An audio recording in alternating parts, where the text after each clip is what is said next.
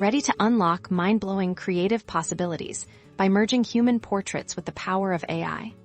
Let's dive straight into using human photo in Leonardo AI.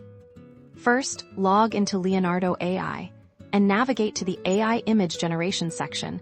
This is where the magic happens. Next, find the image to image, upload area, and upload the portrait you want to work with. Make sure it's clear and well-lit for the best results.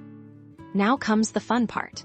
Craft a detailed prompt describing the transformation you want to achieve. The more specific you are, the better Leonardo AI can interpret your vision. For example, you could write, a woman as a cyborg warrior in a cyberpunk city, vibrant colors, hyperrealism. Choose your desired model. Leonardo diffusion or stable diffusion are great starting points for human portraits. Adjust the strength slider to control how much the AI alters the original image. A lower value keeps more of the original features, while a higher value introduces more dramatic changes. Experiment with a value around 5 to start. Click Generate and let Leonardo AI work its magic. Review the generated images and select your favorite. If you're not happy, tweak your prompt and strength and try again.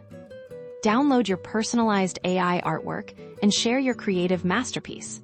Now go experiment and discover endless possibilities.